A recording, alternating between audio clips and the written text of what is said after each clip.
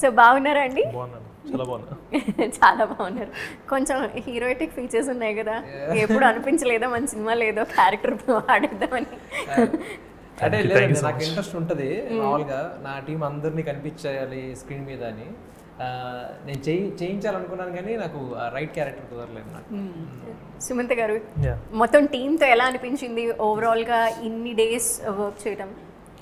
Like it's a wonderful experience. First thing అంటే like initial days almost like 2 years project.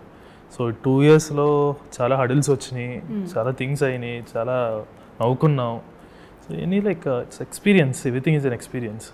అంటే like నేను చెప్పాను కూడా, లైక్ సుధీర్ గారితో మ్యాన్ విత్ గోల్డెన్ ఆర్ట్ నేను చెప్తాను. బికాజ్ ఆయనతో చాలా కంఫర్ట్ ఉంటుంది. బేసిక్గా ప్రొడక్షన్ హౌస్ ఎప్పుడు హీరోని ప్యాంపర్ చేస్తుంది, కానీ ఆయన మమ్మల్ని ప్యాంపర్ చేస్తూ ఉంటారు. ఎక్కువ స్ట్రెస్ తీసుకోవద్దు, అది ఎక్కువ ఉంటుంది.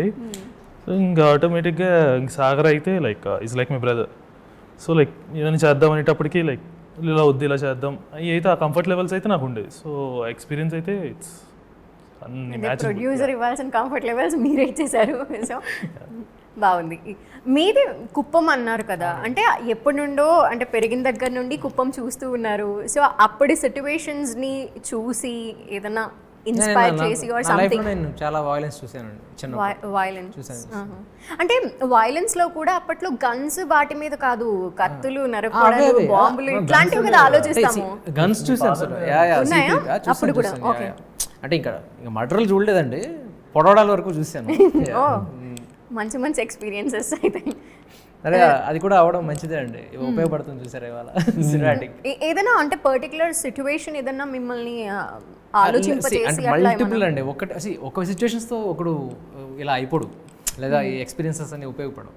చాలా ఎక్స్పీరియన్సెస్ ఉంటాయి లైఫ్లో, వాటిని అన్నింటినీ క్రోడీకరించి ఇట్ డూ సంథింగ్. అంటే ఫస్ట్ మూవీకి ఈ మూవీకి ఏంటి డిఫరెన్స్ అండ్ మీలో మీరు అబ్జర్వ్ చేసుకున్నది, లైక్ సెహరీకి ఇప్పటికి? సెహరీకి ఏంటంటే అది నాకు కొంచెం అన్కంఫర్టబుల్ జోన్ అండి. నాకు పెద్ద లవ్ స్టోరీస్ ఎక్కువ, నేను లవ్ స్టోరీ చేయాలి. సో అంటే ఎలా ఉంటుందంటే, నాకు ఒక 10 మంది చచ్చిపోతే కానీ ఏడుపు రాదు. అక్కడేమో అబ్బాయి ఏదో అమ్మాయి ఏదో అనిందని అబ్బాయి ఏడవాలి, ఎక్కదా నాకు. సో అర్థం కాలేదు.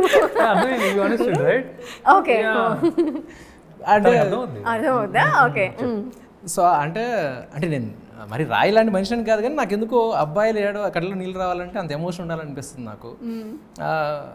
సెహరీ లాంటి సినిమాలు ఏంటంటే మిస్అండర్స్టాండింగ్కి ఎమోషన్గా చూపించాలి, కొంచెం ఇబ్బందిగా ఉంటుంది. సో ఇది నాకు కంఫర్టబుల్ జోన్ అండి. ఓకే. మీకు